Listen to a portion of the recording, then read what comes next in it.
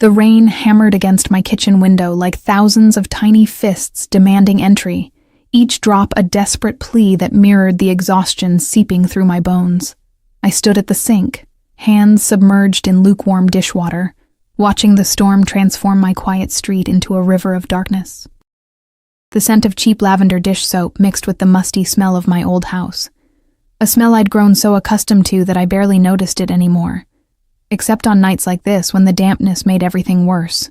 My fingers pruned as I scrubbed the same plate for the third time, my mind elsewhere. The double shift at the diner had left my feet swollen and my back aching, but the tips had been decent.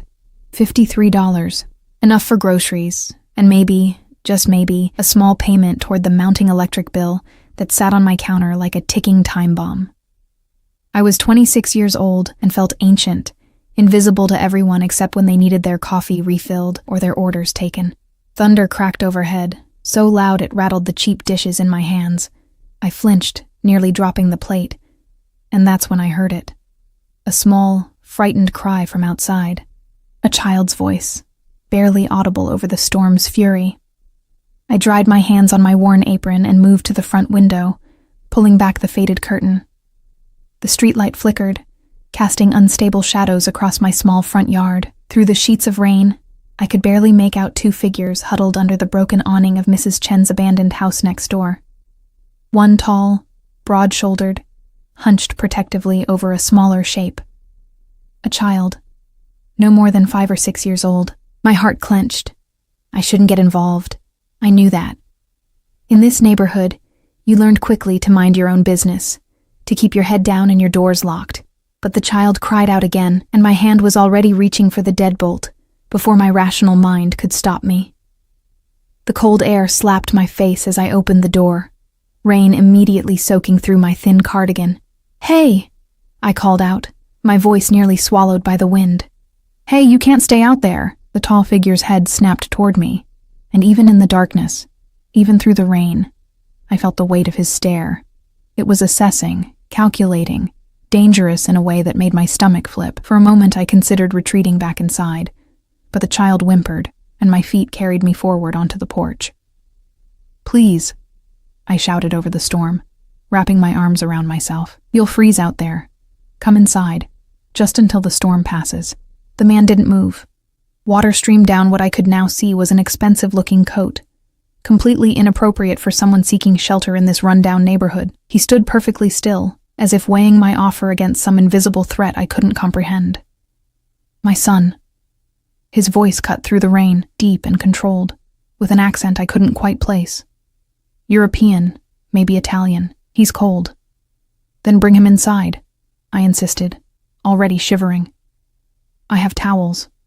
Hot tea, please." Another moment of hesitation, then he moved. His hand, large, with long fingers, rested protectively on the child's shoulder as they climbed my 3 rickety porch steps. As they passed under my porch light, I got my first real look at them. The child was beautiful, with dark curls plastered to his pale forehead and enormous eyes that seemed too old for his small face. He clutched a soaked stuffed rabbit, holding it like a lifeline. But it was the man who stole my breath. He had to be in his mid-30s, with sharp aristocratic features that belonged on a movie screen, not in my dilapidated neighborhood. Dark hair, slightly too long, framed a face that was all angles and shadows. High cheekbones, a strong jaw, and eyes so dark they appeared black in the dim light. Rain dripped from his coat, and I caught the scent of something expensive. Leather, cedar, and something else. Something that spoke of money and power, of a world so far removed from mine it might as well have been another planet. "Thank you," he said, his voice quieter now but no less commanding. He looked at my house, at my threadbare welcome mat, at the peeling paint on my doorframe, and I felt suddenly, acutely aware of my poverty. "It's not much," I said quickly, defensively, stepping back to let them enter. "But it's warm and dry." The child rushed in first, and the man followed, having to duck slightly to clear my doorframe. He seemed too large for my tiny living room, too refined for the mismatched furniture and faded wallpaper I'd inherited from my grandmother. His presence filled the space, making everything else seem smaller, shabbier. "I'm Emma," I said, closing the door against the storm and turning the deadbolt. The click echoed in the sudden quiet. "Emma Carter." "Marco," he replied after a beat, his hand still on the child's shoulder. "And this is Luca." I knelt down to the boy's level, smiling despite my exhaustion. "Hi, Luca. Let's get you out of those wet clothes, okay? I bet I can find something dry." Luca looked up at his father, waiting for permission. Marco gave a slight nod, and only then did the child relax marginally. "The bathroom's just down the hall," I said, pointing. "There are towels in the cabinet. I'll make some tea and see what I can find for Luca to wear. Maybe one of my old sleep shirts?" Marco's eyes followed me as I moved toward the kitchen, that same assessing stare that made me feel both visible and vulnerable. I busied myself with the kettle, acutely aware of his presence in my home, of how strange this situation was. A man like him didn't end up in a neighborhood like this by accident. People like him had drivers, security, penthouses with perfect heating and no leaking roofs, but people like me didn't ask questions. People like me took each moment as it came and were grateful for the warmth of simple human kindness, even from strangers. I heard the bathroom door close and water running in the sink. My hands trembled slightly as I pulled 3 mismatched mugs from the cabinet, the only 3 I owned that weren't chipped. Why was I so nervous? I'd invited them in. It was just one night, just shelter from a storm. By morning, they'd be gone, and this would be nothing but a strange memory. The kettle whistled, and I poured the hot water over cheap tea bags, watching the water turn amber. I found an old t-shirt of mine that would be huge on Luca, and set it on the bathroom doorknob with a gentle knock. "Thank you." Marco's voice came from the other side, and I jumped, not realizing he'd been standing so close to the door. When they emerged 15 minutes later, Luca was swimming in my shirt, his small hands barely visible beneath the sleeves. His hair was towel-dried and sticking up in adorable tufts. Marco had removed his coat, revealing a black shirt that probably cost more than my monthly rent. It clung to his frame, and I quickly averted my eyes, feeling heat rise to my cheeks. "Sit." I gestured to my worn couch. "The tea's ready. I'm sorry I don't have much else to offer. There's some bread and cheese if you're hungry." "We're fine," Marco said. But his hand guided Luca to the couch with a gentleness that surprised me. The child immediately curled into his father's side, still clutching the wet rabbit. I handed them the mugs, and Marco's fingers brushed mine as he took his. The contact was brief, barely a second, but I felt it like an electric shock. His hands were warm despite the rain, strong, with calluses that suggested he wasn't just some privileged businessman. "What were you doing out there?" The question escaped before I could stop it. "I mean, you don't have to answer. It's just, this isn't exactly the kind of neighborhood where people like you." I cut myself off, embarrassed. A ghost of a smile touched his lips. "People like me? You know what I mean." I sat in the armchair across from them, tucking my feet under me. "Your coat probably costs more than my car." "We had car trouble," he said smoothly, the explanation rolling off his tongue too easily. "My phone died. The storm came quickly. It was a lie. I knew it instinctively, the way you know when someone's hiding something significant. But I nodded, sipping my tea, because what else could I do? I'd already let them in. I was already complicit in whatever story he wanted to tell. Luca's eyes were drooping, his small body relaxing against his father's side. Marco adjusted his position, pulling the child more securely against him, and I saw something in his expression soften. A crack in the controlled facade, a glimpse of genuine love and protection. "He's exhausted," I said softly. "You both can stay the night. I have a spare bedroom. It's small, and the bed's not great, but—" "We can't impose," Marco interrupted, but there was no real protest in his voice. "You already are," I pointed out with a small smile. "And honestly, I'd feel terrible sending you back out into that." I gestured toward the window, where the storm raged on unabated. "Please, it's just one night." His eyes held mine for a long moment, and I felt pinned by that gaze, like a butterfly under glass. He was deciding something, weighing options I couldn't begin to understand. Then he nodded. Just once. "Thank you, Emma Carter," he said. And the way he said my name, slowly, deliberately, as if committing it to memory, sent a shiver down my spine that had nothing to do with the cold. I showed them to the spare room, apologizing for the dust in the faded quilt, for the way the floorboards creaked and the window didn't quite shut properly. Marco listened to all my nervous chatter with that same intense attention, and when I finally ran out of words, he simply said, "It's perfect." Luca was already asleep in his arms, the stuffed rabbit clutched to his chest. Marco laid him gently on the bed, pulling the quilt up to his chin with such tenderness it made my chest ache. What kind of man was this? What kind of father? "If you need anything," I started. "Emma." My name again, stopping me at the door. I turned to find him standing close, closer than I'd realized. In the dim light from the hallway, his face was all shadows and sharp angles. "Why did you help us?" The question caught me off guard. Why wouldn't I? Most people would have looked away, kept their door locked. I shrugged, suddenly uncomfortable under his scrutiny. I'm not most people, I guess, and he's just a child. No child should be out in that storm. Something flickered in his eyes. Approval, perhaps, or calculation. "No," he agreed quietly. "No child should." He was standing too close. I could smell that expensive scent again, could feel the heat radiating from his body. My heart hammered against my ribs, and I didn't understand why. This was just a stranger, just a man seeking shelter. By morning, he'd be gone. "Good night, Marco," I managed, backing toward the door. "Good night, Emma." I retreated to my bedroom, closing the door and leaning against it. My hands were shaking. Why were my hands shaking? I'd done a good deed, nothing more. So why did I feel like I'd just opened a door I'd never be able to close again? I changed into my nightgown and slipped between my thin sheets, listening to the storm rage outside and the creaks of my house settling. I couldn't hear anything from the spare room. No movement, no sound, but I knew he was there, just down the hall. This stranger with the expensive coat, and the dangerous eyes and the gentle hands when he held his son. Sleep was a long time coming. When it finally did, I dreamed of shadows and secrets, of hands that held too tight, and eyes that saw too much. I woke to silence. The storm had passed, leaving behind that peculiar stillness that always follows violence. Dawn light filtered through my threadbare curtains, painting my room in shades of gray and gold.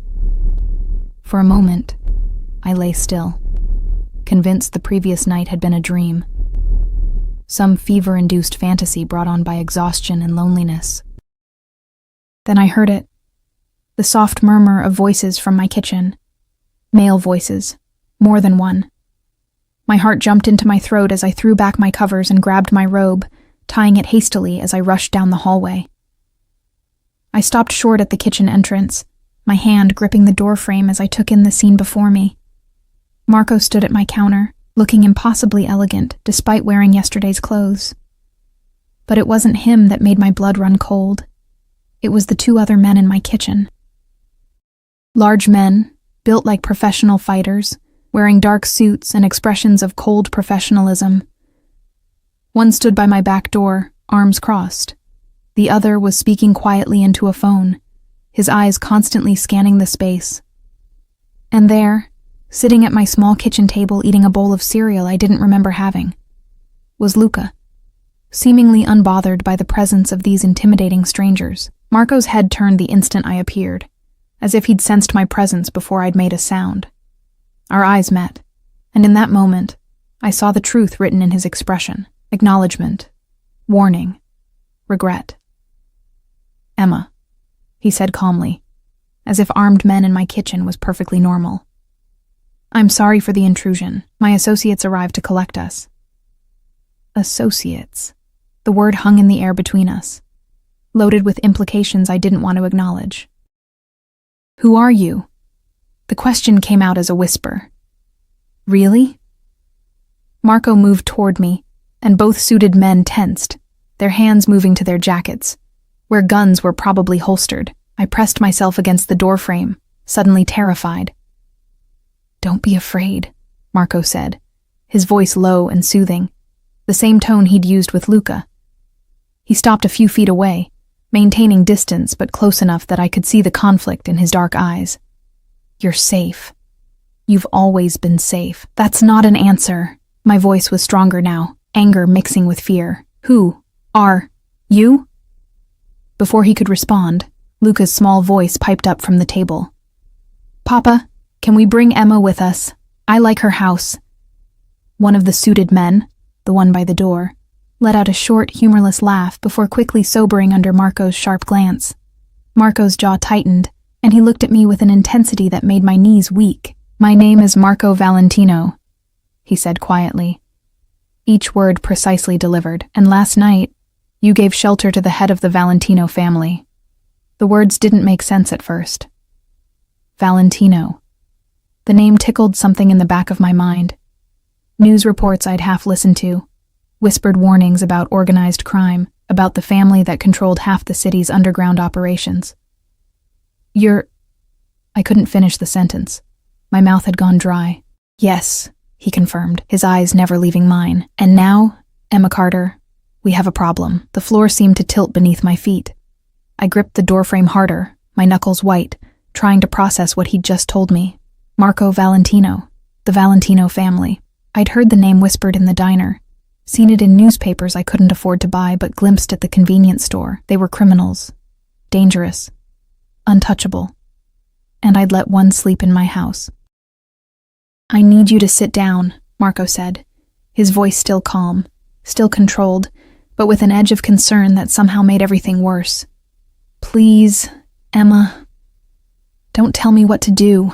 The words came out sharper than I intended, fueled by panic and adrenaline. You lied to me. Car trouble? Your phone died? You lied. I didn't lie about needing shelter, he said, taking a small step closer. Both guards moved with him, synchronized, protective. The storm was real. Luca was cold and frightened. That part was true. But everything else, my voice cracked. Who are you running from? What kind of danger did I just invite into my home? The man by the back door, dark-haired, with a scar running through his eyebrow, spoke up in Italian. Marco responded in the same language, his tone sharp, authoritative. The guard fell silent immediately, but I caught the word problema, and my stomach twisted tighter. Emma. Marco's attention returned to me, and I saw something in his expression I hadn't expected. Genuine remorse. What I'm about to tell you, I need you to understand first, that you're not in danger. Not from me. Not from anyone associated with me. That's not reassuring when you have armed men in my kitchen, I shot back, my eyes darting to Luca, who was watching us with those two old eyes, completely unfazed by the tension crackling through the room. They're here for protection, Marco said. Mine and Luca's, and now, unfortunately, yours. Mine? The word came out as barely a whisper. Why would I need protection? Marco ran a hand through his hair, the first sign of agitation I'd seen from him. It was such a human gesture, so at odds with the dangerous criminal he was supposed to be, that it momentarily disarmed me. Because people saw us enter your house last night, he explained. Because in my world, nothing goes unnoticed. And because by morning, anyone who wants to hurt me will know exactly where I spent the night and with whom. The implication hit me like a physical blow. You're saying that because I helped you, because I was stupid enough to open my door. You weren't stupid, he interrupted, his voice hard. You were kind. And kindness is rare enough that it shouldn't be punished. But it will be. It wasn't a question. I could see it in his eyes, in the tense postures of his guards, in the way Luca had learned to be so quiet and still, despite being only 6 years old. Won't it? Marco's silence was answer enough. My legs finally gave out, and I sank onto the worn couch, my head in my hands. This couldn't be happening. I was a waitress. I lived paycheck to paycheck. I was invisible, unremarkable, exactly the kind of person who should never end up tangled in the affairs of the Mafia. I felt the couch dip beside me and knew without looking that Marco had sat down. He maintained a respectful distance, but I could feel the heat of his presence, that same magnetic pull I'd felt last night. I have 2 options to offer you, he said quietly, and I forced myself to look at him. In the morning light streaming through my windows, he was even more striking and more dangerous. The first is that you come with us. Now, I take you somewhere safe, Somewhere I can guarantee your protection until this situation is resolved." "Resolved how?" I asked, hating how small my voice sounded. "Until anyone who might see you as leverage against me understands that you're under my protection. That touching you would mean war." The casual way he said war sent ice through my veins. "And the second option?" His jaw tightened. "There is no second option, Emma. Not one that keeps you alive." The bluntness of it stole my breath. "You're saying I have to go with you or I'll die?" "I'm saying that last night, by opening your door, you became visible to people who operate in shadows, and those people don't take chances." He leaned forward, his elbows on his knees, his voice dropping lower. "I'm sorry, truly. If I'd had any other choice, I wouldn't have knocked on your door. But Luca was hypothermic, and this was the only house with lights on. And I gambled that whoever lived here would be too decent to turn away a sick child." "You used your son," I breathed, the realization dawning. "You used him to manipulate me." "I used what I had," he admitted, no apology in his voice now. "That's survival in my world. But I also saw how you looked at him, how you touched his hair and smiled even though you were clearly exhausted. You weren't performing kindness, Emma. You were being kind. There's a difference." I wanted to scream at him, to throw him and his guards out of my house, to pretend this was all some terrible nightmare. But the way Luca was watching me from the table, cereal forgotten, told me everything I needed to know about how real this was. "How long?" I asked finally, resignation seeping through the fear.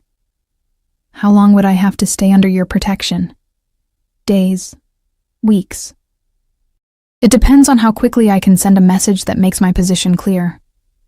"What kind of message?" His smile was cold, predatory, and I saw for the first time the man who'd built an empire on fear and violence. The permanent kind. I stood abruptly, needing distance from him, from the casual way he discussed murder.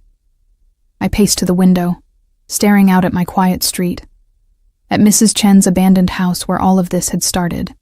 My normal life, my boring, exhausting, paycheck-to-paycheck life, was ending. I could feel it slipping away like water through my fingers. "I have work," I said, grasping at normalcy. "My shift starts at 10. I need to call." "You can't go to work." Marco had risen as well, and I felt him approach, felt the air charge with his presence. "You can't contact anyone, not yet." "I'll be fired." The words came out choked. "I'll lose my job. I'll lose this house. I'll lose everything. I'll take care of it." His voice was close now, right behind me. "Your job, your house, your bills, everything. Consider it payment for the kindness you showed me." I spun to face him, anger flaring hot and bright. "I don't want your money. I don't want anything from you except to go back to yesterday, to not answer my door, to not—" "But you did answer," he said softly, and suddenly he was too close, his dark eyes boring into mine with an intensity that made my heart race for entirely different reasons. "You opened your door. You welcomed us in. You made Luca smile for the first time in 3 days, and now I can't—" He stopped, something flickering across his face too quickly to read. "I won't let anyone hurt you because of that." "This isn't protection," I whispered, even as my body betrayed me by swaying slightly toward him. "This is captivity, perhaps." He didn't deny it. "But you'll be alive." The guard by the door cleared his throat, speaking rapid Italian again. Marco responded without breaking eye contact with me, and I felt stripped bare under that gaze, like he could see every thought, every fear, every traitorous flutter of attraction I was trying desperately to suppress. "We need to leave," he said finally. "Now. Pack a bag. Only essentials." "And if I refuse?" I knew the answer, but needed to hear him say it. "Then I'll have Dante pack for you while Alessandro carries you to the car." He nodded toward the 2 guards. "I'd rather you came willingly. It wasn't a choice. We both knew it. I was a mouse caught in a trap that looked like kindness, like protection, like shelter from a storm, but the trap had already closed, and the man holding the strings was watching me with an expression that mixed regret with something darker, something possessive that made my skin prickle with awareness. 10 minutes, I said, my voice hollow. "Give me 10 minutes. Marco nodded, stepping back to give me space I no longer believed in. "Luca," he called to his son. "Go with Emma. Help her pack." The little boy scrambled down from his chair and took my hand with complete trust. And that, more than the guards, more than the implicit threats, broke something inside me. This child, innocent in all of this, had already learned to accept upheaval as normal. I led Luca to my bedroom, my hands shaking as I pulled out my battered suitcase from under the bed. "What did you pack when your life was being dismantled?" I grabbed clothes mechanically: jeans, t-shirts, a sweater, underwear, my toothbrush from the bathroom, the photo of my grandmother from my nightstand. "You're scared," Luca observed, sitting on my bed and watching me with those disconcerting eyes. "Yes," I admitted. No point in lying to a child who'd clearly seen more than he should have. "Papa won't let anyone hurt you," he said with absolute certainty. "He's the strongest person in the world." "Is he?" I zipped the suitcase, my movements jerky with suppressed emotion. "He killed the man who hurt my mother." Luca said it matter-of-factly, as if discussing the weather. "So nobody hurts people Papa loves anymore." The casual mention of murder from a 6-year-old's lips made my stomach turn. What kind of world was I entering? What kind of life had this child lived? "I'm sorry about your mother," I managed, kneeling before him and gently touching his dark curls. "I don't remember her much," he admitted. "But Papa says she was beautiful. Like you." The compliment, innocent and sweet, somehow made everything worse. I wasn't beautiful. I was ordinary, unremarkable, exactly the kind of person who should never catch the attention of a man like Marco Valentino. We returned to the living room where Marco stood by the window, his phone pressed to his ear, speaking in rapid Italian. He looked up as we entered, his eyes immediately finding mine, then dropping to the suitcase in my hand. Something in his expression softened almost imperceptibly. He ended the call and pocketed his phone. "Ready?" "No," I answered honestly. "But I don't think that matters." "No," he agreed quietly. "It doesn't." Dante took my suitcase, and Alessandro held the front door open. Marco placed his hand on the small of my back, a gesture both possessive and protective, guiding me outside. The touch sent electricity up my spine, and I hated myself for noticing, for feeling anything other than fear. The vehicle waiting at my curb was exactly what I should have expected. A black SUV with tinted windows, sleek and expensive, and completely out of place on my shabby street. I could see my neighbors' curtains twitching, could feel their eyes on us, and I wondered what they were thinking. What story would they tell themselves about why Emma Carter was leaving with strange men in the early morning? Marco opened the back door himself, waiting for me to climb in. Luca scrambled in first, and I followed, sinking into leather seats that probably cost more than my monthly rent. Marco slid in beside me, and the door closed with a solid, final-sounding thunk. The interior smelled like leather, and that same expensive cologne I'd noticed last night. Alessandro took the driver's seat, and Dante rode shotgun. And then we were moving, pulling away from my house, from my street, from everything familiar and safe. I twisted in my seat, watching my little house disappear behind us. The peeling paint, the crooked mailbox, the garden I'd never had time to tend, all of it fading into the distance. My throat tightened with tears I refused to shed. "You'll see it again," Marco said quietly beside me, and I realized he'd been watching me, not the road. "I promise." "Your promises don't mean much to me right now," I replied, facing forward again, trying to build walls around the emotions churning inside me. "Then I'll have to earn your trust." I laughed, a broken sound. "You can't earn something you stole." His hand moved and I tensed, but he only adjusted Luca's seatbelt, checking that his son was secure. The gentleness of the gesture was at odds with everything I knew about him, and I didn't know how to reconcile the loving father with the criminal who'd just kidnapped me. "Where are we going?" I asked after several minutes of silence. "Somewhere safe. Somewhere I can control the variables." "That's not an answer. It's the only answer I can give you right now." He shifted, and his leg pressed against mine in the confined space. I moved away, pressing myself against the door. His jaw tightened, but he didn't comment. We drove through the city, leaving my working-class neighborhood behind for areas I'd only seen in magazines. The buildings grew taller, newer, shinier. The people on the sidewalks wore designer clothes and carried expensive coffee. This was a world I'd waitressed in but never belonged to.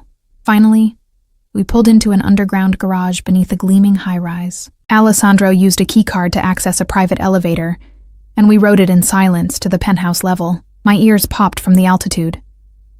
The elevator opened directly into an apartment. No, not an apartment. A palace. Floor-to-ceiling windows overlooked the entire city, sunlight streaming in to illuminate marble floors and expensive art. Everything was pristine, modern, cold, beautiful, but lifeless. "Welcome home," Marco said. And the irony in his voice suggested he knew exactly how absurd that sounded. Luca ran immediately to what was clearly his room, familiar with this place in a way that told me they lived here at least part of the time. I stood frozen in the entrance, my cheap suitcase looking even more pathetic against all this luxury. "I'll show you to your room," Marco offered, gesturing down a hallway. "You should rest. It's been a difficult morning." "Difficult," I repeated numbly, following him because what else could I do? That's one word for it. He opened a door to reveal a bedroom larger than my entire house. A king-sized bed dominated the space, dressed in what looked like silk sheets. Another wall of windows showcased the city spreading below us like a toy model. An ensuite bathroom gleamed with marble and gold fixtures. "If you need anything, just ask," Marco said, setting my suitcase on a bench at the foot of the bed. "There are clothes in the closet already. I'll have more brought that actually fit you. How did you—" I started to ask how he'd prepared this room so quickly, then realized he hadn't. This room had been ready, waiting. "You planned this. Last night when I let you in, you already knew you'd bring me here." His silence was confirmation. "You bastard," I breathed, the betrayal hitting fresh and sharp. "You manipulated everything. I made contingency plans," he corrected, his voice hardening. "That's what keeps people alive in my world. And those plans now include you, whether you like it or not." "I don't like it." I moved past him into the room, needing space, needing to not be so close to him. "I hate it. I hate you." "That's your prerogative." He moved to leave, then paused at the door. "But Emma, hate me all you want.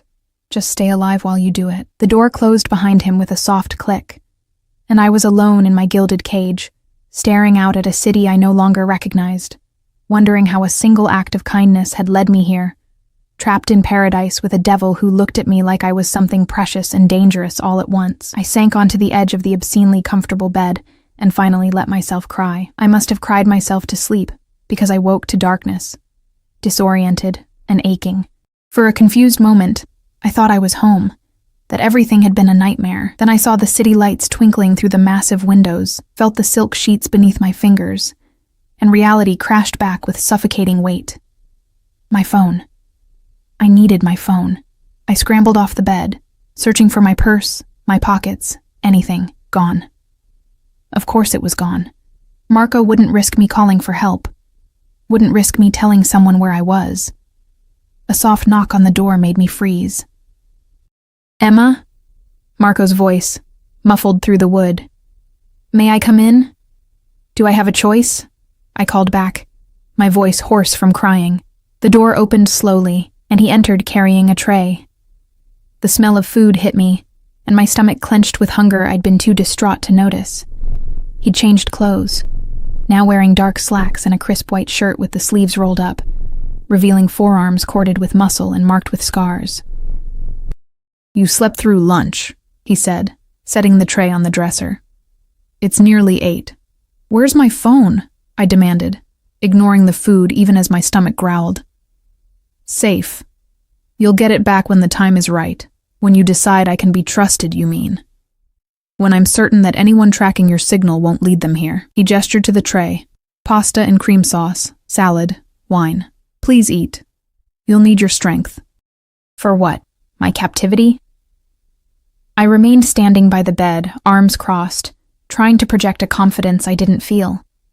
In reality, I was acutely aware that I was alone with him, that no one knew where I was, that I was completely at his mercy. Marco studied me for a long moment, his dark eyes unreadable. "You're not a prisoner, Emma. You're a guest under protection. A guest who can't leave, can't call anyone, can't have her phone." I laughed bitterly.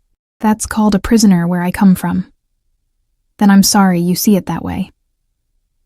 He moved toward the windows, hands in his pockets, staring out at the city. The lights cast his profile in sharp relief. The strong nose, the hard jaw, the mouth that could probably be cruel but had been gentle when he spoke to his son. "I understand you're angry. You have every right to be, but your anger won't change the reality of your situation." "Which is what exactly?" I moved closer, drawn despite myself. "How long am I supposed to stay here? Days? Weeks? Forever?" "Until I eliminate the threat." He turned to face me, and something in his expression made my breath catch. "There are 3 men who would see you as an opportunity. 3 men who would use you to get to me. By this time tomorrow, there will be none." The casual way he discussed murder should have terrified me. Instead, I felt something else. Something darker. Something that whispered he was doing this for me. Protecting me. Claiming me as his to defend. I shoved that thought away viciously. "You're going to kill 3 people because I let you sleep in my spare room?"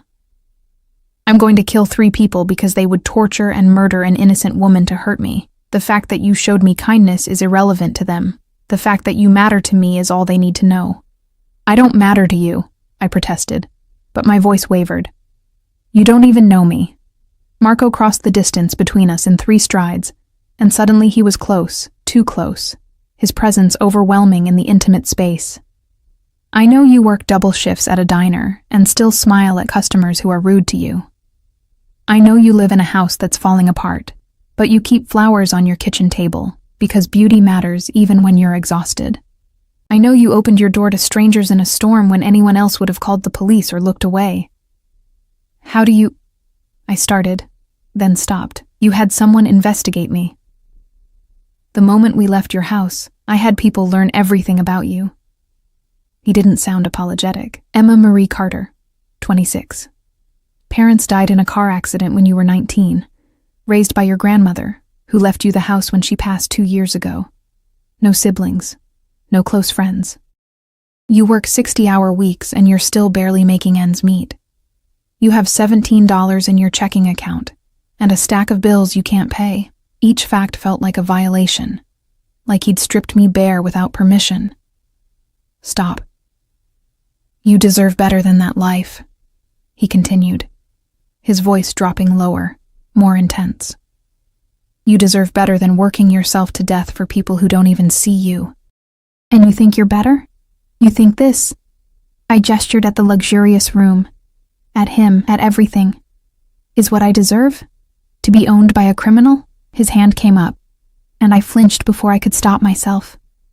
He froze, something like pain flashing across his face. Then slowly, carefully, he reached past me to pick up the wine glass from the tray. "I don't want to own you, Emma," he said quietly, taking a sip. "I want to protect you. There's a difference." "I don't see one." "Then you're not looking closely enough." He set the glass down and moved toward the door. "Eat, rest.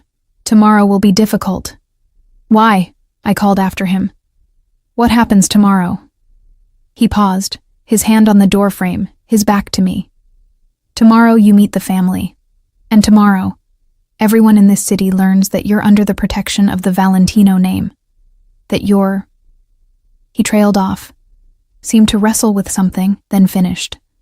"That you're mine to defend." The possessiveness in that last statement sent a shiver through me that was equal parts fear and something far more dangerous. He left before I could respond, the door closing with that same soft, final sound. I stared at the food, my stomach at war with my pride. Eventually, hunger won. I ate mechanically, tasting nothing, my mind racing through everything that had happened, everything he'd said. By the time I finished, a plan had begun to form, desperate and probably futile, but a plan nonetheless. I waited until midnight, then crept to my door and eased it open. The penthouse was dark and silent. I could see Alessandro sleeping in a chair by the elevator, his gun visible in a shoulder holster. Escape that way was impossible. I moved quietly down the hallway, searching for another exit, a phone, Anything. I passed Luca's room. Door open. Nightlight casting gentle shadows. The child was sprawled across his bed, one arm thrown over his head. The stuffed rabbit clutched in the other. So innocent. So unaware of the violence his father dealt in. Further down, I found Marco's office. The door was ajar, light spilling out. I should have turned back, should have returned to my room, but something drew me forward. I peered through the gap. Marco sat at a massive desk, paperwork spread before him, a glass of whiskey at his elbow. He'd removed his shirt, and in the lamplight, I could see his back, muscular and marked with scars that told stories of violence survived. He ran his hands through his hair in that gesture of frustration I was beginning to recognize, and I realized he looked tired. Not just physically exhausted, but weary in a way that went soul deep. "You can come in," he said without turning around. "I know you're there." I considered running, but there was no point. I pushed the door open fully and stepped inside. "How did you know?" "I always know where you are." He finally turned, and his eyes roamed over me, taking in my bare feet, my wrinkled clothes from sleeping, my hair that I knew was a mess. "Can't sleep? Can you blame me?" I moved further into the room, drawn by a curiosity I couldn't quite suppress. The walls were lined with books, real books, not for show. Art hung in spaces between, pieces that looked original and probably cost fortunes. "Nice office. Very mob boss chic." A ghost of a smile touched his lips. "You're mocking me." "I'm terrified of you. Mocking is all I have left." I ran my fingers along the spines of his books. Classic literature, philosophy, art history. "You read." "Surprised?" He leaned back in his chair, watching me with that intensity that made me feel like I was the only thing in his world. "What did you think? That criminals don't appreciate beauty? Don't think beyond violence and money?" "I don't know what to think about you," I admitted, pulling out a worn copy of Dante's Inferno. "One minute you're threatening to kill 3 people, the next you're reading Italian poetry." "My mother's favorite," he said softly. "She used to read it to me before bed. Ironic, perhaps, considering the subject matter." "What happened to her?" I asked before I could stop myself. His expression shuddered. "She died when I was 12. Same week my father was arrested. I was raised by my uncle after that. A man who believed love was weakness and mercy was a death sentence." He took a drink of his whiskey. "He was right about one thing. In my world, showing you care about something is the fastest way to lose it. Then why tell people I matter to you?" I set the book down, moving closer to his desk. "Why not just hide me somewhere? Why put a target on my back? Because hiding you would only work temporarily. Eventually, someone would find you. But if everyone knows you're protected by me, if everyone understands that touching you means war with the Valentino family." He stood, coming around the desk. "Then you become untouchable, the safest person in this city, or the most valuable target. Not if I make the cost of that target too high." He was close now. Close enough that I could smell the whiskey on his breath, see the flecks of gold in his dark eyes. "Not if I make it clear that anyone who harms you will watch everyone they love die before I kill them slowly." The violence in those words should have sent me running. Instead, I found myself frozen, caught in his orbit like a moon with no choice but to circle. "You're insane," I whispered. "Perhaps." His hand lifted, hovering near my face but not touching. "Or perhaps I'm the only sane one in a world gone mad. You showed kindness to a stranger. In my world, that's revolutionary. In any world, that should be normal. Should be. Isn't." His hand dropped. "Go to bed, Emma. Tomorrow will be challenging enough without exhaustion." I should have left. Instead, I heard myself ask, "What happened to Luca's mother?" Pain flashed across his face, raw and unguarded. "Sophia, she was soft, gentle. Too good for someone like me, but I was young and selfish and I wanted her anyway." He returned to his desk, refilling his whiskey with hands that weren't quite steady. "We married, had Luca. I thought I could keep them safe, keep them separate from the business. I was wrong." "What happened?" I asked again, gentler this time. "A rival family took her, used her to get to me. They sent me pieces of her." His voice cracked, and he drank deeply. By the time I found where they were keeping her, she was already gone. But before she died, she'd managed to hide Luca in a closet, saved his life at the cost of her own. Horror washed through me. Marco, I killed everyone involved, he continued, his voice flat now, emotionless.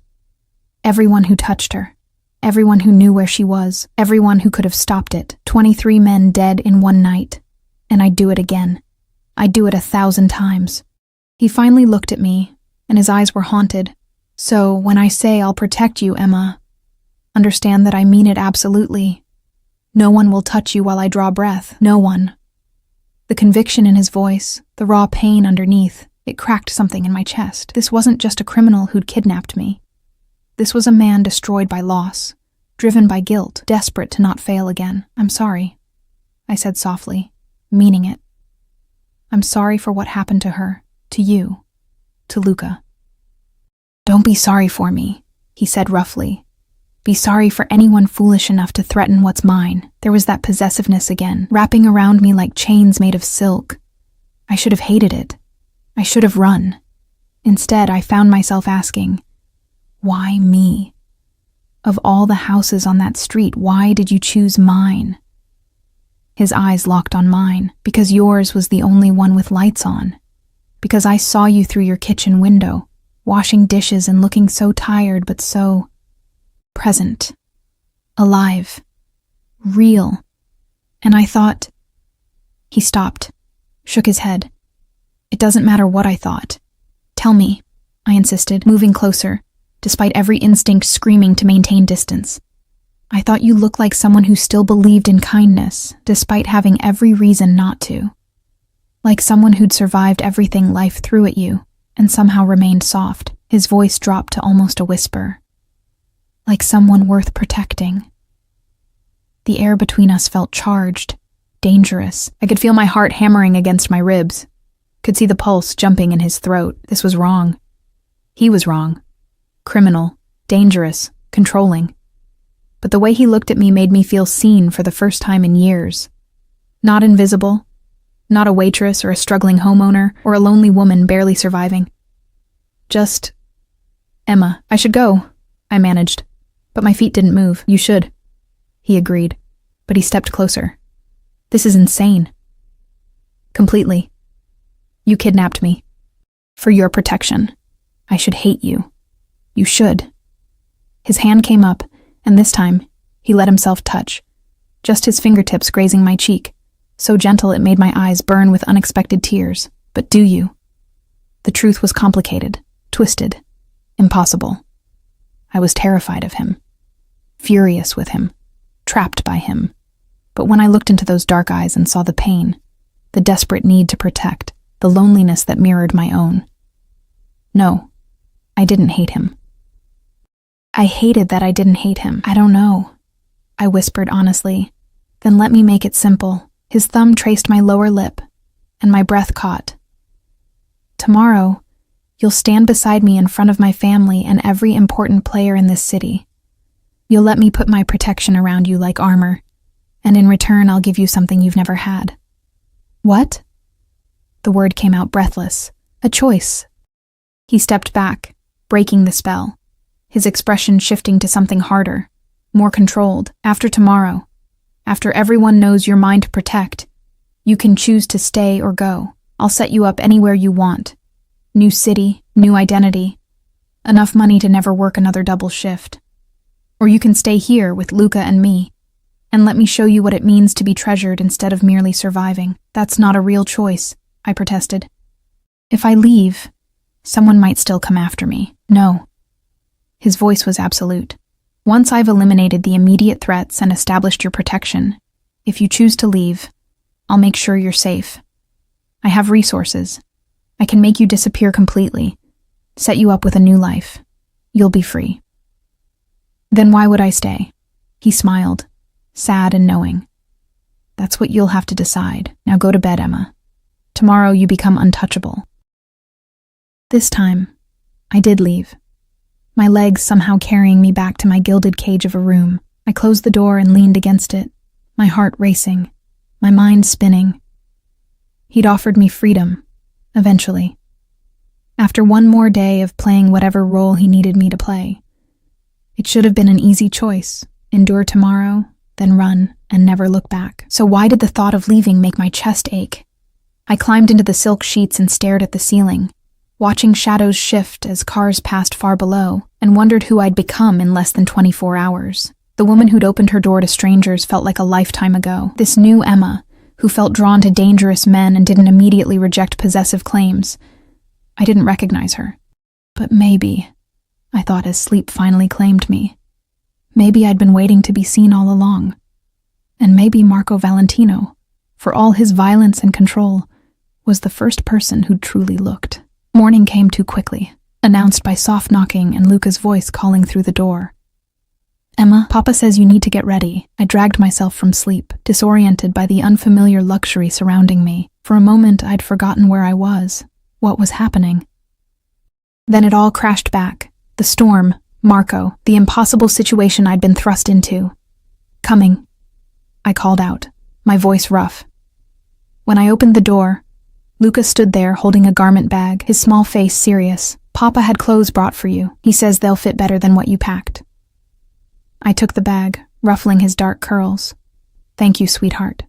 Are you going to stay with us? He asked suddenly, those two old eyes searching my face.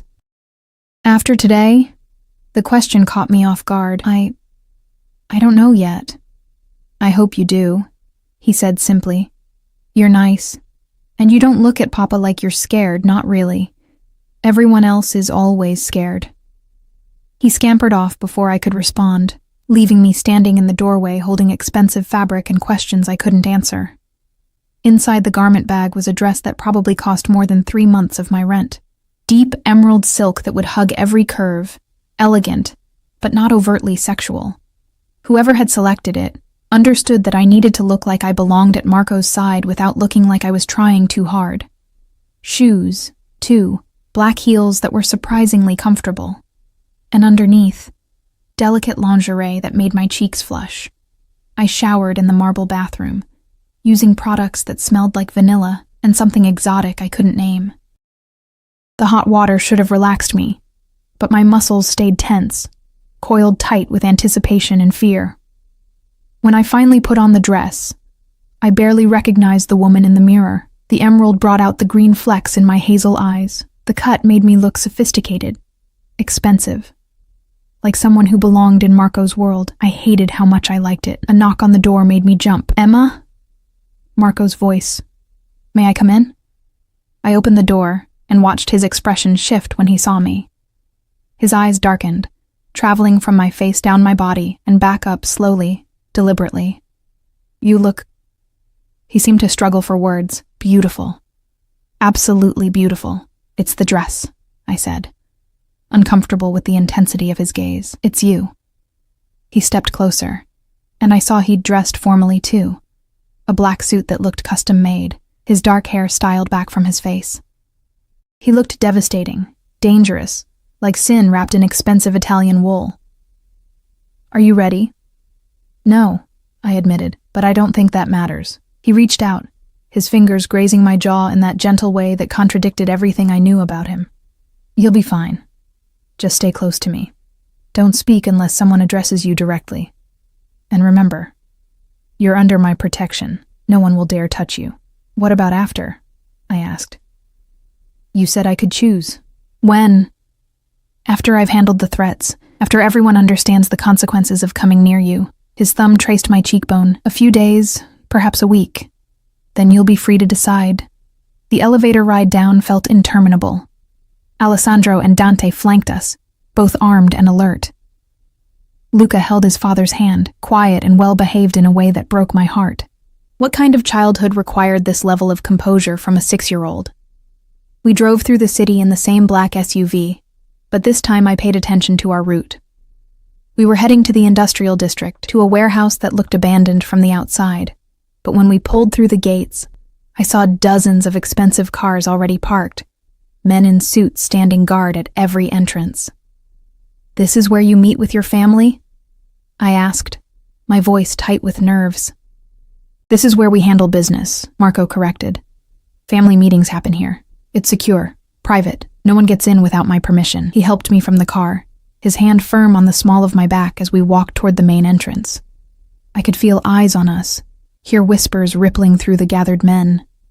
They were all staring at me, assessing, wondering who I was, and why Marco Valentino had brought a woman to a family meeting. Inside, the warehouse had been converted into something resembling a legitimate conference space.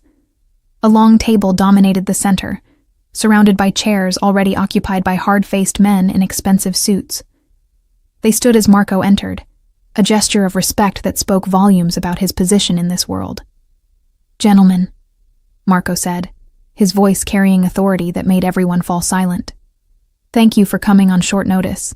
Please sit." He pulled out a chair at his right hand and looked at me expectantly. I sat, feeling the weight of every gaze in the room. Marco took the head of the table, Luca climbing into the chair at his left. And suddenly I realized what this looked like. A family portrait. Father, son, and the woman at his side.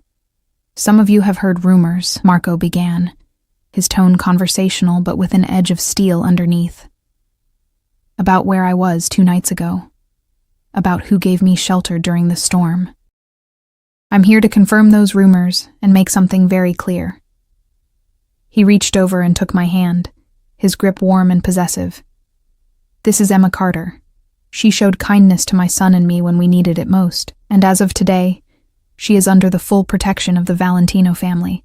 Anyone who touches her, threatens her, or even looks at her wrong will answer to me personally." Murmurs rippled around the table. An older man with silver hair and cold eyes leaned forward. "With respect, Marco, bringing an outsider into family business is my decision to make." Marco cut him off, his voice hardening. "Emma is not involved in our business. She's simply a woman who deserves protection. Are we clear, Uncle Sal?" The older man's jaw tightened, but he nodded. "Clear. Good." Marco's grip on my hand tightened slightly. "Now about the other matter, the 3 men who might see Emma as leverage. Roberto, what have you learned?" A younger man across the table opened a folder. "Marcos from the Russo family was spotted near Miss Carter's old neighborhood. He had 2 men with him, asking questions about her. We intercepted them before they could learn much." "Intercepted?" Marco's voice was deadly quiet. "They're being held at the safe house, awaiting your orders." Marco nodded slowly. "And the other 2? Vincent Caruso and that new player. What's his name?" "Chen," Roberto supplied. "David Chen. He's been making moves, trying to establish territory. Both he and Caruso have shown interest in your situation. Then we handle all 3 today." Marco stood, and everyone at the table tensed. "I want messages sent, clear, unmistakable messages. Emma Carter is not to be touched. Not now. Not ever. Anyone who tries will suffer the same fate as these 3. My stomach turned as I realized what he was planning. He was going to kill 3 men today. Because of me. Because I'd opened my door. "Marco," I whispered, tugging his hand. "Please, you don't have to." He looked down at me, and his expression softened fractionally. "I do. This is the only language they understand. Trust me." "I can't," I breathed, pulling my hand free and standing. "I can't sit here while you plan to murder people because of me." The room fell silent. I could feel the disapproval radiating from every man present. I'd challenged Marco in front of his family, questioned his authority, but I couldn't help it. This was too much, too real, too violent. Marco's jaw tightened. "Dante, take Luca to the other room. Emma and I need to speak privately." Dante stood immediately, holding out his hand to Luca. The boy looked between us, worried, then took Dante's hand and left. The other men filed out as well, until only Marco and I remained in the cavernous space. "You can't do this in front of them," he said quietly, but there was anger simmering beneath the control. "You can't question me in front of my family. It shows weakness." "I don't care about your image," I shot back, my own anger rising to match his. "You're talking about killing people. How am I supposed to just sit there and what?" He moved closer, towering over me. "Smile and nod? That's exactly what you're supposed to do. That's what it means to be under my protection. You stand beside me, You trust that I know what I'm doing, and you let me handle threats the way they need to be handled. By killing them? Yes. No hesitation. No remorse. Because if I don't, if I show even a moment of mercy, every enemy I have will see you as the perfect target. They'll come for you, Emma. They'll take you and hurt you and use you against me. Is that what you want? No, but... There are no buts in this world. His hands came up to frame my face, forcing me to meet his eyes. I know it's brutal. I know it's not the life you're used to. But this is reality now. Your reality, whether you like it or not. Tears burned behind my eyes. I hate this. I hate what you do. I hate that I'm the reason people are going to die. They're not dying because of you, he said firmly. They're dying because they made the choice to threaten what's mine. That's on them, not you. Is that how you justify it? I asked, my voice breaking. By making it about choices and consequences? That's how I survive it. His thumbs wiped away tears I hadn't realized were falling. Emma, I need you to understand something. I'm not a good man. I've done terrible things. I'll do more terrible things before I'm done. But I protect what's mine. Always. And right now, you're mine to protect. I'm not yours, I protested weakly. But even as I said it, I knew it wasn't entirely true. Something had shifted between us last night. Some invisible line had been crossed. I felt it in the way he touched me, in the way I leaned into that touch despite my better judgment. Aren't you? His voice dropped lower, more intimate. Then why are you still here? Why didn't you run last night when you had the chance? Alessandro was by the elevator. There's a service exit in the kitchen, no guard. You're smart enough to have found it. His eyes searched mine. You stayed because some part of you knows you're safer here than anywhere else. Because some part of you wants to be claimed. The words hit too close to home. You're wrong. Am I? He leaned closer, his breath warm against my lips. Then tell me to stop. Tell me you don't feel this thing between us. Tell me you don't wonder what it would be like to let someone else carry the weight for once. I couldn't. God help me. I couldn't say the words because they'd be lies. I was exhausted from years of carrying everything alone, and here was this dangerous, impossible man offering to shoulder my burdens, at the cost of my freedom, my morality, maybe my soul. I don't know what I feel, I whispered honestly. Everything's happening too fast. I know, his forehead touched mine. I know, Emma, but I need you to trust me today, just today. Stand beside me. Let me show my world that you're protected. And then we'll figure out the rest. And the men you're going to kill were already dead the moment they considered using you against me. He pulled back, his expression hardening into that mask of control. This is mercy, in its own way. Quick, clean, better than what would happen if I let them continue plotting. I wanted to argue more, but I could see it was futile. Marco had made his decision. Nothing I said would change it. And deep down, in a place I didn't want to examine too closely, I understood. In his world, showing weakness meant death, and I was his weakness now, whether I'd asked to be or not. Okay, I said finally, my voice small. Okay, I'll stay beside you. I'll play whatever role you need. But Marco, I caught his hand. Don't make me watch. Don't make me see what you do to them. Something flickered in his eyes. Relief, maybe, or respect. You won't. I promise. You and Luca will stay here while I handle it. It'll be over quickly. He called the others back in, and I retook my seat, my hand in his as the meeting continued. Plans were made with cold efficiency. Locations, timing, disposal. I tried not to listen, tried to focus on Luca coloring at the other end of the table, innocent and safe while his father orchestrated death. By the time the meeting ended, my head was pounding and my stomach churned with nausea. Marco noticed, his hand warm on my shoulder as he guided me to a back room with a couch and television. Rest here with Luca, he instructed. I'll be back in a few hours. Alessandro will stay with you. You're safe. Safe. The word felt hollow. He kissed Luca's forehead, then hesitated before leaning down to press his lips to my temple. A gesture so intimate, so possessive, it made my breath catch. I'll come back to you, he murmured against my skin. I promise. Then he was gone, and I was left with a 6-year-old and a guard, waiting for a man I barely knew to return from committing murder in my name. The hours crawled by with agonizing slowness. Luca fell asleep on the couch beside me, his head in my lap, the stuffed rabbit clutched to his chest. I stroked his dark curls absently, my mind spinning through everything that had happened, everything that was happening right now in some distant location I didn't want to imagine. 3 men were dying, because of me, because I'd opened my door. Alessandro stood by the entrance, silent and alert, occasionally checking his phone. I watched him, this man who followed Marco's orders without question, and wondered what it took to live this life. To accept violence as normal, to protect and kill with equal efficiency. "How long have you worked for him?" I asked quietly, needing to break the oppressive silence.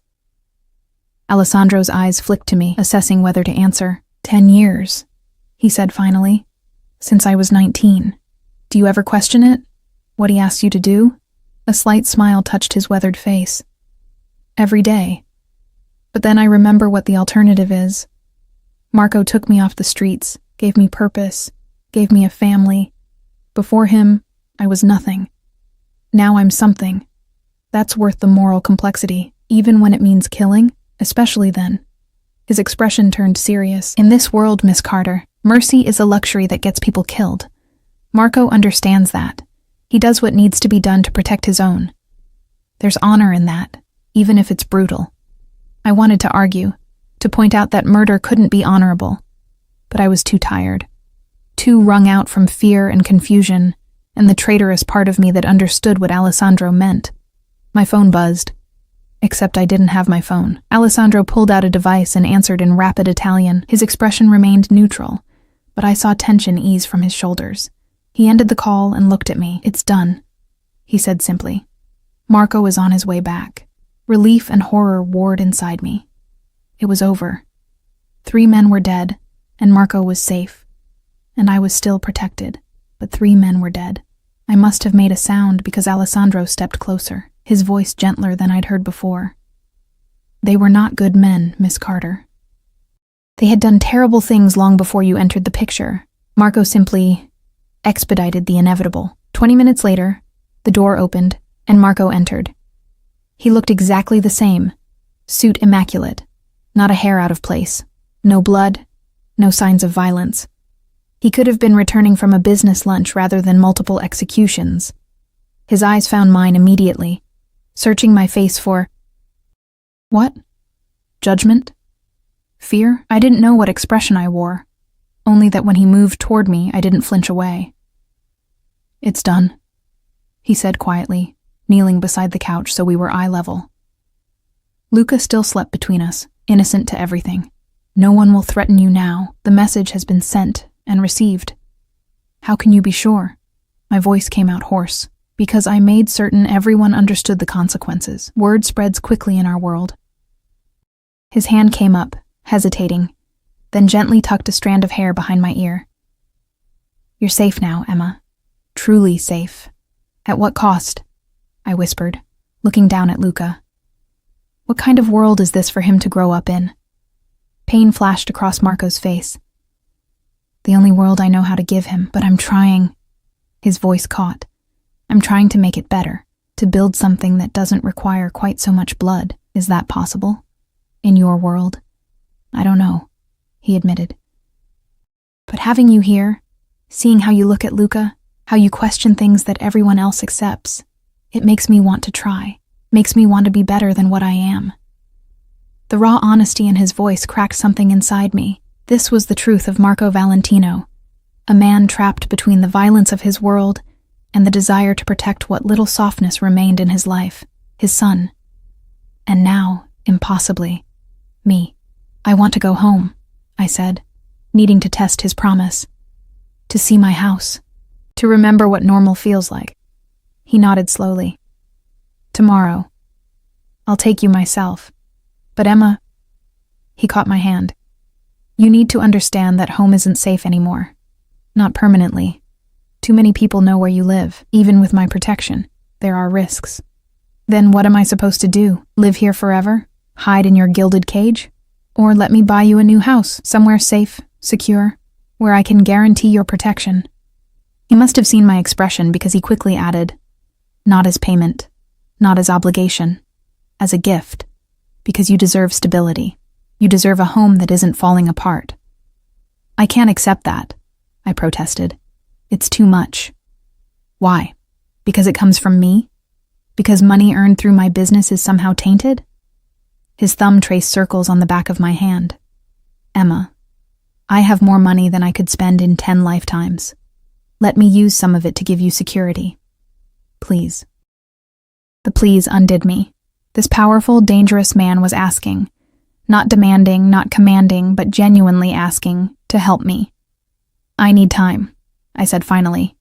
Time to think. Time to figure out what I want. You have it, as much as you need. He stood, carefully lifting Luca into his arms without waking him. Come, let's go home. You've had enough stress for one day. Home.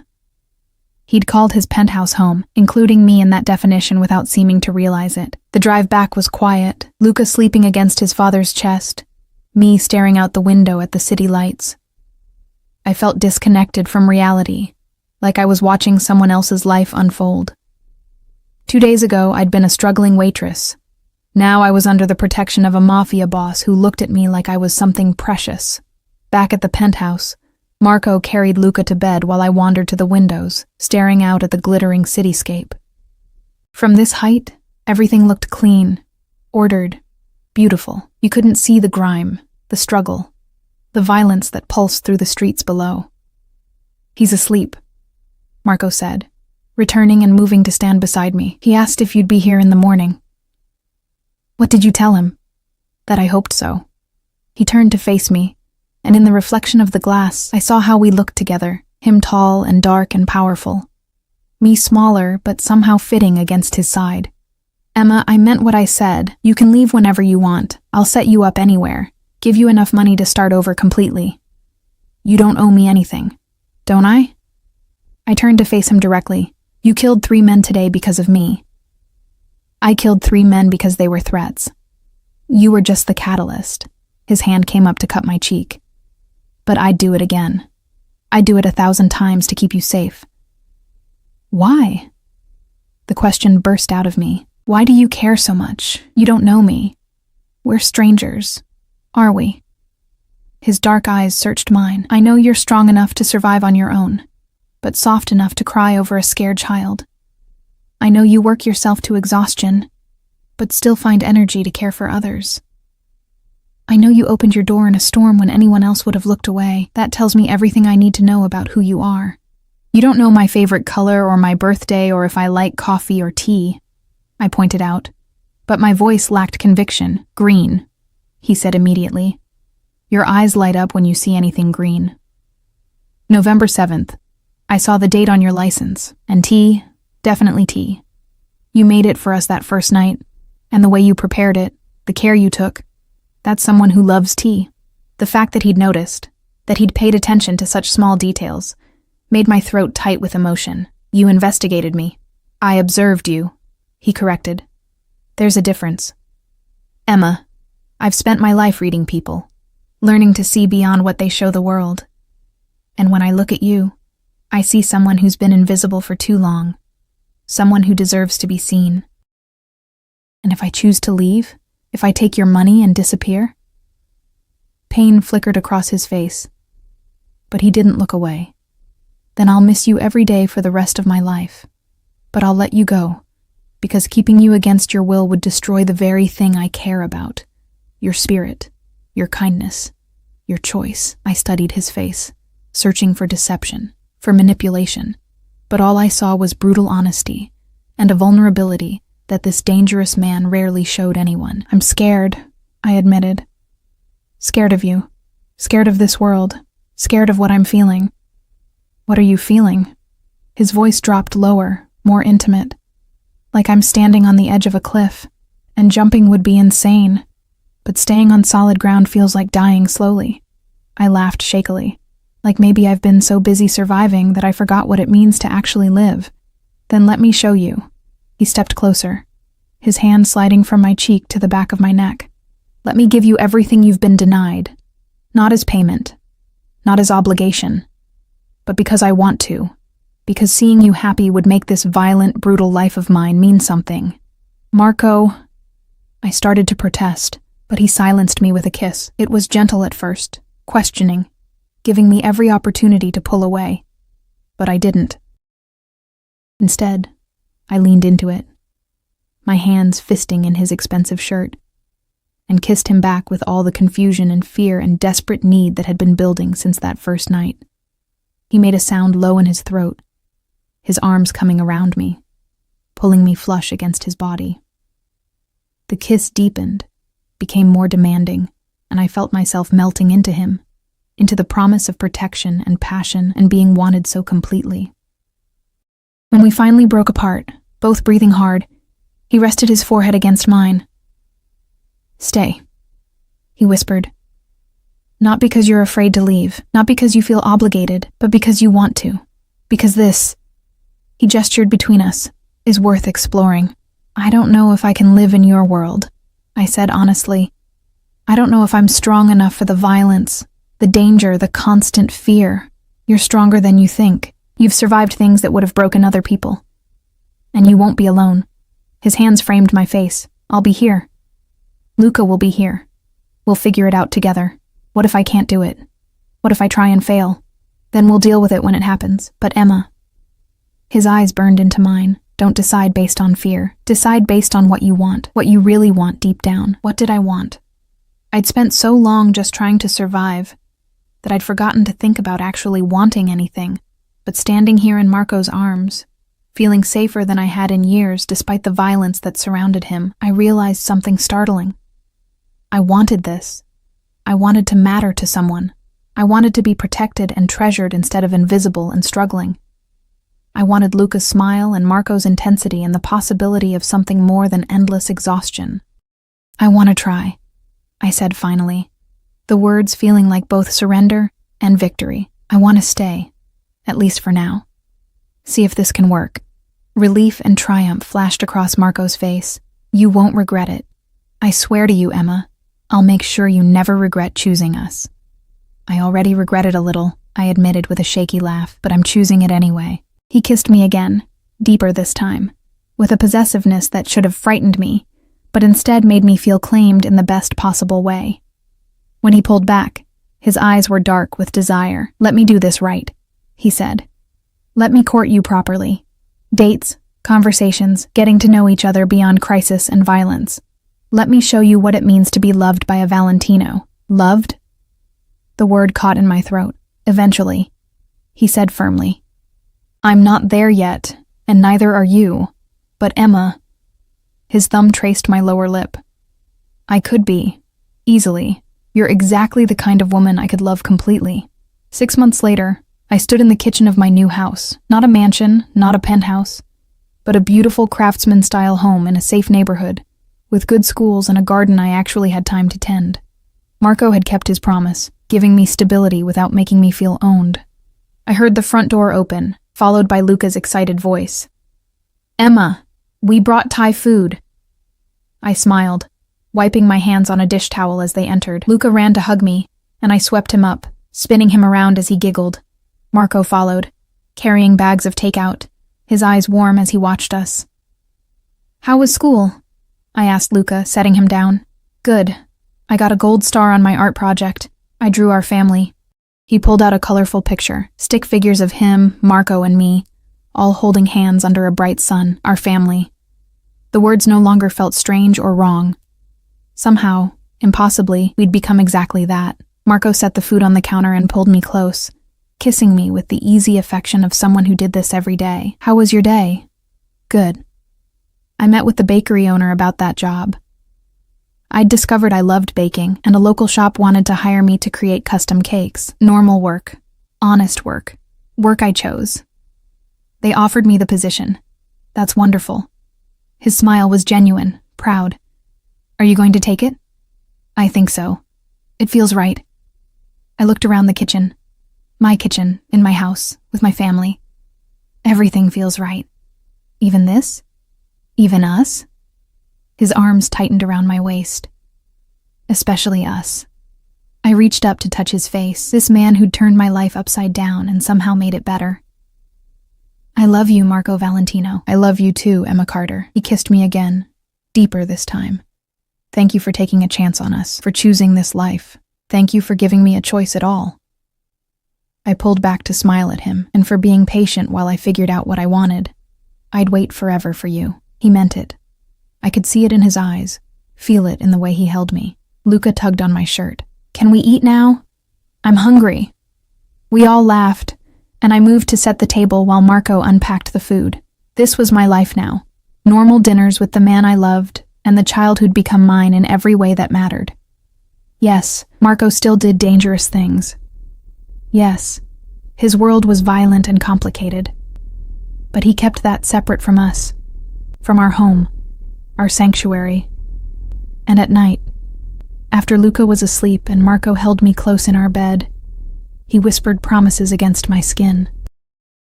Promises of protection, of love, of a future where maybe, eventually, he could leave the violence behind entirely. I didn't know if that future was possible, but I was willing to wait, willing to try, willing to believe that the man who'd kidnapped me in a storm had somehow become my salvation, because sometimes I'd learned love came from the most unexpected places. Sometimes it wore expensive suits and carried dangerous secrets. Sometimes it looked like captivity, but felt like freedom. And sometimes, opening your door to a stranger in a storm was the best decision you'd ever make.